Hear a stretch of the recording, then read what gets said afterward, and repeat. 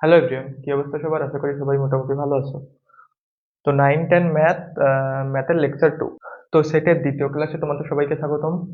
সেটের ফার্স্ট ক্লাসে আমি সাধারণত থিওরি টাইপের যেগুলো সেগুলো আলোচনা করেছি, তালিকা পদ্ধতি এবং সেট গঠন পদ্ধতি, এই দুটো থিওরি। এখন অনুশীলনী যেগুলো ম্যাথ আছে, দেখো এই জায়গায় সেটের একের তালিকা পদ্ধতিতে প্রকাশ করো। সেট, তোমাদের সেটের অনুশীলনীতে এখানে ম্যাথ আছে একটা দুইটা তিনটা।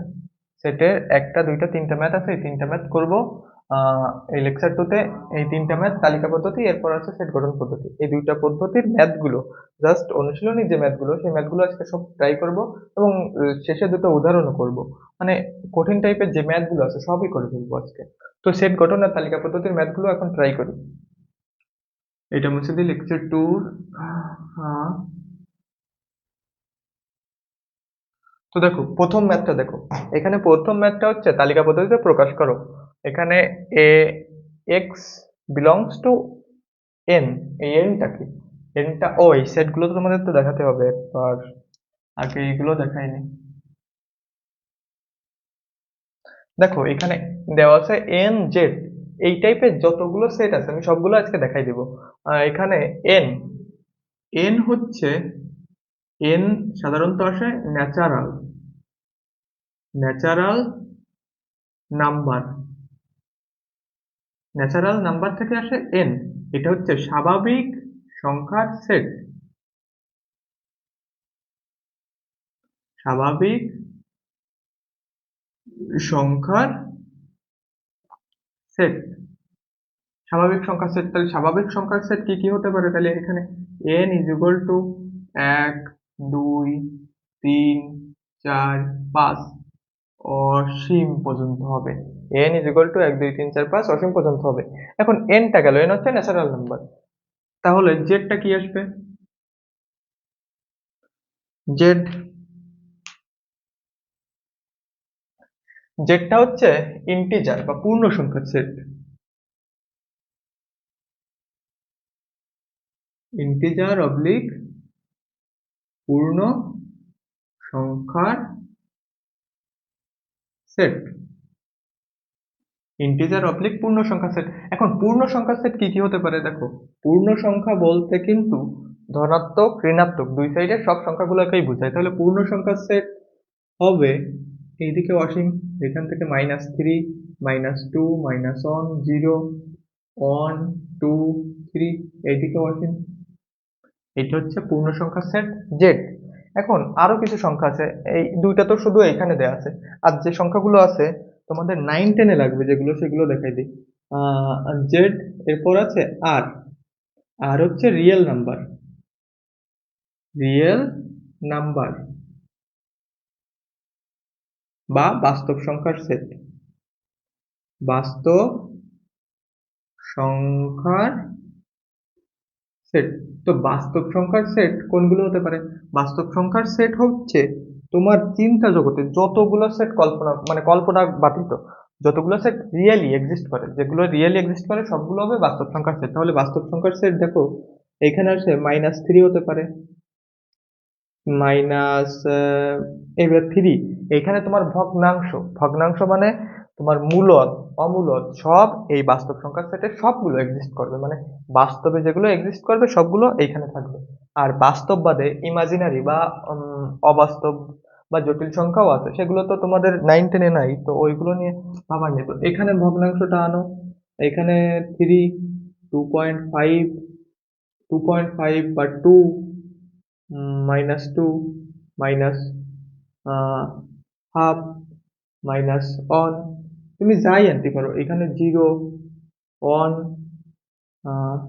তারপর 1.5, 2, এখান থেকে যত দূর যাবে।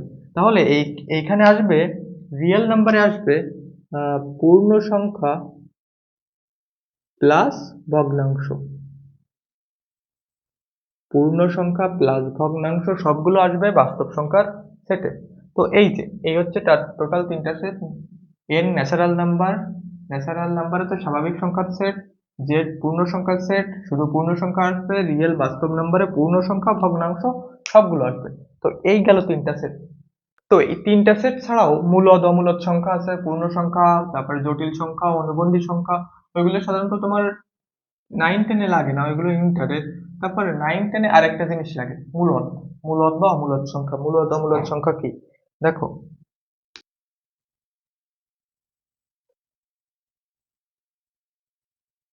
মূলদ মূলদ সংখ্যা কোনগুলোরে বলে? মূলদ সংখ্যা হচ্ছে যেগুলো ভগ্নাংশ আকারে তুমি প্রকাশ করতে পারো, যেগুলো পি ভাগ কিউ আকারে প্রকাশ করা যায়। এখানে পি হচ্ছে লব, কিউ হচ্ছে হর।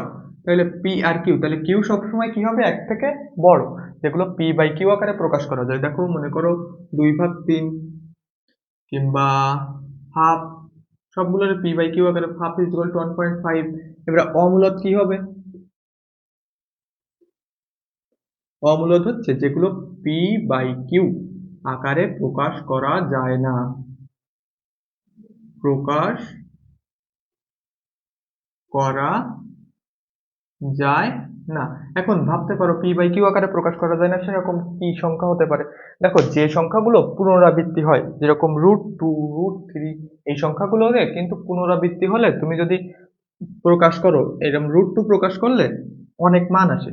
মনে করো √2 রে যদি তুমি প্রকাশ করতে চাও, √2 আসে 1.784231, এরকম অনেক দূর পর্যন্ত যায়। তাহলে অনেক দূর পর্যন্ত মনে করো দুইটা সংখ্যা পর্যন্ত নেওয়া যায়, এগুলো তো নেওয়া যায় না। নিয়ে তুমি ভগ্নাংশ বানাতে পারবা না। যেগুলোর ভগ্নাংশ বানানো যায় না সেগুলো হবে অমূলদ। মূলদ হবে যেগুলো ভগ্নাংশ আকারে তুমি প্রকাশ করতে পারো, সেগুলো মূলদ। যেগুলো ভগ্নাংশ আকারে তুমি প্রকাশ করতে পারো না, সেগুলো অমূলদ।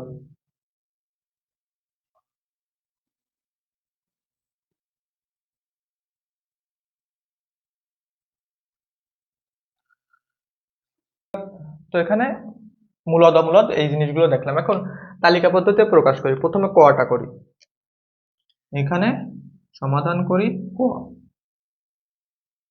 দেখো কোয়াতে বলছে A is equal to x belongs to N. তাহলে এক্স বিলংস টু এন মানে কি হবে?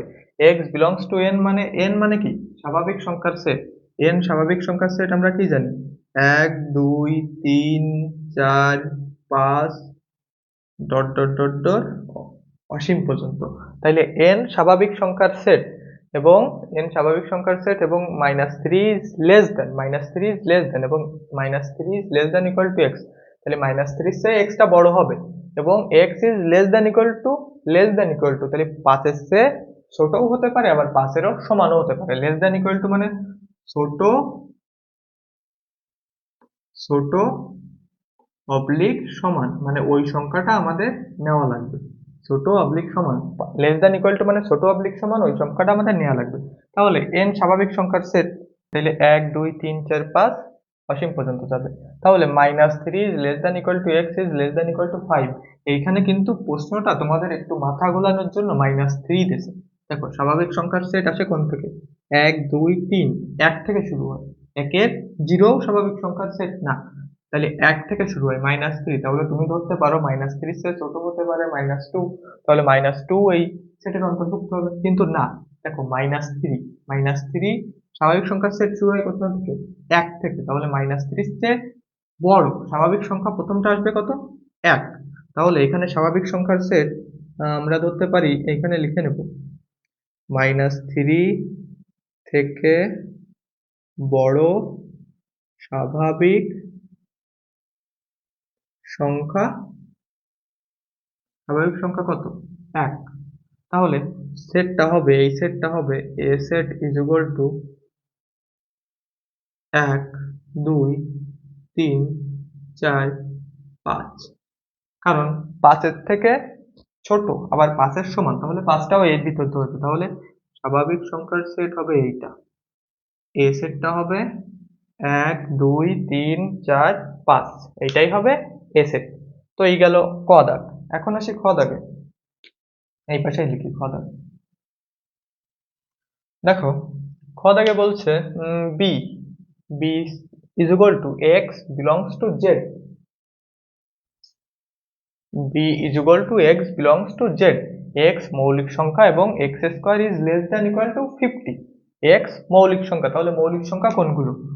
মৌলিক সংখ্যা এক্স বিলং টু জেড, তাহলে এইখানে জেড ইজ ইকুয়াল টু আগে লিখে নেব, জেড ইজ ইকুয়াল টু কি হয়, জেড কিসের সেট, জেড হচ্ছে, মনে আছে ওই যে ওই পাশে লিখছিলাম আর জেড এন, জেড হচ্ছে পূর্ণ সংখ্যার সেট বা ইন্টিজার, তাহলে পূর্ণ সংখ্যার সেট কি আসে, -2 -1 0, এইদিকে অসীম 1 2, এইদিকে অসীম, এইটা পূর্ণ সংখ্যার সেট মানে ভগ্নাংশ বাদ। তাহলে মৌলিক সংখ্যা, মৌলিক সংখ্যা কোনগুলো হয়, মৌলিক সংখ্যা কোনগুলো হয় বলো, মৌলিক সংখ্যা, মৌলিক সংখ্যা হচ্ছে, মৌলিক সংখ্যা, মৌলিক সংখ্যা হচ্ছে যেগুলোর শুধুমাত্র ওই সংখ্যা এবং এক দিয়ে ছাড়া ভাগ করা যায় না, এক আর সেই সংখ্যা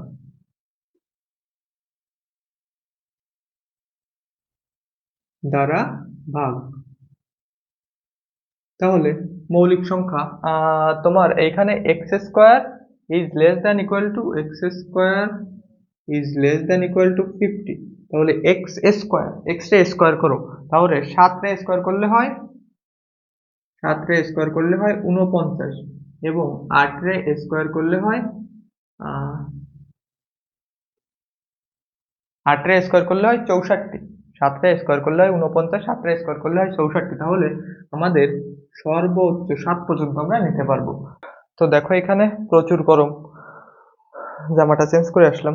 বি তাহলে কি হবে, যেহেতু 7 7-এর ছোট এবং 8 এই শর্তের বাইরে যাচ্ছে, 7 শর্ত পূরণ করতেছে, 8 শর্তের বাইরে যাচ্ছে, তাহলে তাহলে মৌলিক সংখ্যাগুলো কি হবে, মৌলিক সংখ্যা, তাহলে 7 পর্যন্ত মৌলিক সংখ্যা, 7 পর্যন্ত মৌলিক সংখ্যা আসে কি কি, দেখো 7 পর্যন্ত মৌলিক সংখ্যা আসে শূন্য, শূন্য মৌলিক সংখ্যা না, কারণ শূন্য কোনো কিছু দ্বারা বিভাজ্য না, শূন্য বাদ, তাহলে এক, এক কি মৌলিক সংখ্যা হবে, একও মৌলিক সংখ্যা না, এক কেন মৌলিক সংখ্যা না, কারণ এক হচ্ছে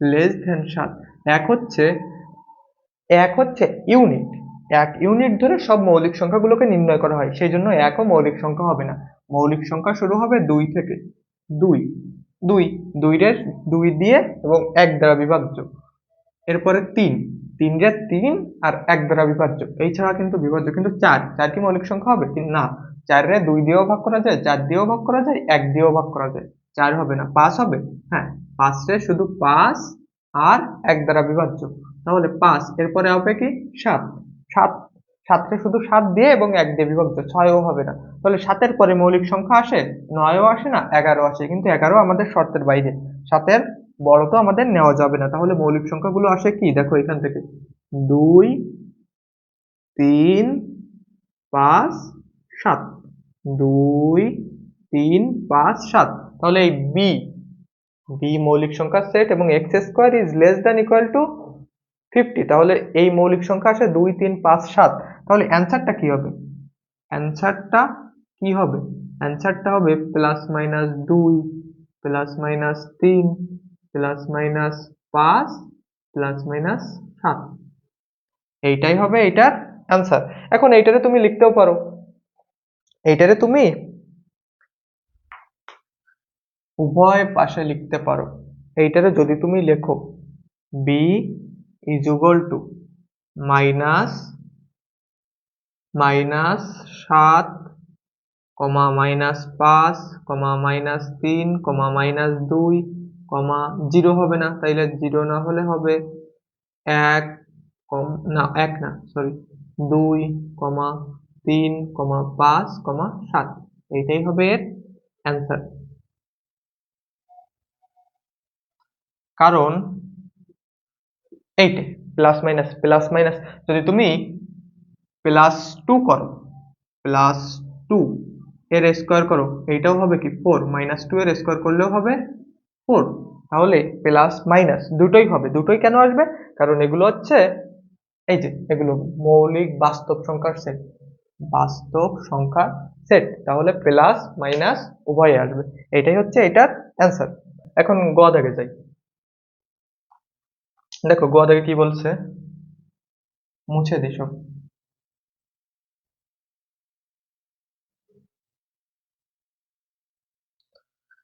হ্যাঁ গ দাগ বলছে C is equal to x belongs to Z, x belongs to Z আবার কিসের সেট, পূর্ণ সংখ্যার সেট, এবং x to the power 4 is less than 264।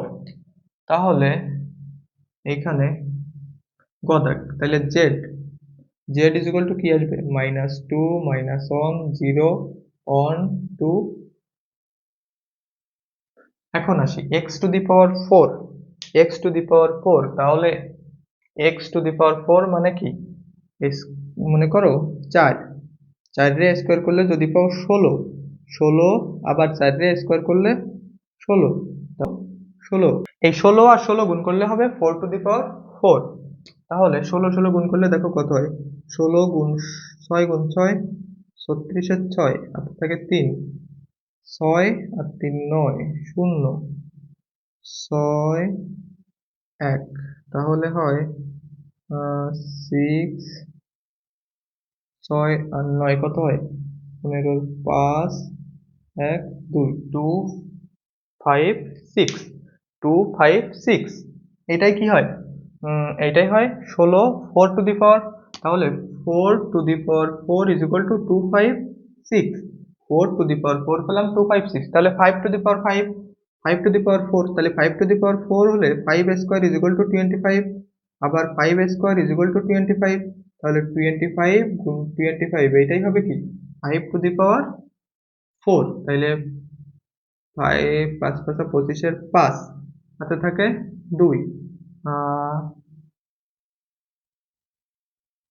5 দুগুণে 10 আর 2 12 0, 5 দুগুণে 10 এর 0, 2 দুগুণে 4 আর 1 5, তাহলে দেখো কত হচ্ছে 625, 625, যেটা কিন্তু এই শর্তের বাইরে, 256 কিন্তু এই শর্তের ভিতরে, তাহলে সংখ্যাটা সর্বোচ্চ সংখ্যাটা হবে 4। তাহলে 4 এর নিচে যতগুলো সংখ্যা আছে, 4 এর নিচে যতগুলো সংখ্যা আছে সবগুলো, তাইলে 4 এর নিচে যতগুলো সংখ্যা আছে ততগুলো সব এই শর্ত পূরণ করবে, তাহলে সেই সবগুলোই হবে এই নাম্বার। আর যেহেতু এস জোড়, জোড় করলে জোড়ে স্কোয়ার করো, যদি -4 টু দি পাওয়ার 4 দাও এটাও 256 হবে, 4 টু দি পাওয়ার 4 দিলেও 256 হবে। কেন কেন হবে, কারণ -2 এর স্কোয়ার গুণ -4 এর স্কোয়ার গুণ -4 এর স্কোয়ার, দেখো -4 -4 মাইনাসে মাইনাসে স্কোয়ার করলে এইটাও ধনাত্মক হয়ে যাবে, এইটাও ধনাত্মক হয়ে যাবে, কিংবা গুণ করলে মাইনাসে মাইনাসে দুইটাই প্লাস হয়ে যাবে। যখনই জোড় সংখ্যা আসবে তখন মাইনাস প্লাস হয়ে যাবে, যখন বিজোড় সংখ্যা আসবে তখন মাইনাস মাইনাস থাকবে। তো এই যে পূর্ণ সংখ্যা, তাহলে এর ক্ষেত্রে নিতে পারি কি, এখন নিতে পারি এই অনুযায়ী যদি সমাধান করতে চাও, তাহলে সি ইজ ইকুয়াল টু প্রথমে আসবে 0, 0 রে করলে এর থেকে ছোট হবে plus minus 1 plus minus 2, plus minus 1 রে করলে 1, 2 রে করলে হবে, দেখো 2 রে করলে কত হবে, 2 স্কোয়ার ইজ ইকুয়াল টু 4 গুণ 4, তাহলে 2 টু দি পাওয়ার 4 হবে 16, 3 রে করলে হবে ওই রকম, আর 4 রে করলে প্লাস মাইনাস 3 প্লাস মাইনাস 4, 4 রে করলে 256, আর 5 রে করলে তো 625, সেটা তো বেড়ে যাচ্ছে, তাহলে 5 নেওয়া যাবে না, 4 পর্যন্ত নিব। তাহলে এর সমাধান হবে 0 plus minus 1 plus minus 2 plus minus 3 plus minus 4, এইটাই হবে সমাধান, সি এর সমাধান। এখন এইটারে তুমি ভেঙেও লিখতে পারো, এই -4 -3 -2 0 +1 +2 +3 +4, এইটাও লিখতে পারো। তো এই হচ্ছে সমস্ত তালিকা পদ্ধতি, ক করলাম, খ করলাম এবং গ, এই তিনটে সমাধান শেষ। এখন আসি সেট গঠন। তো সব মুছে দিয়ে সেট গঠনে দিই।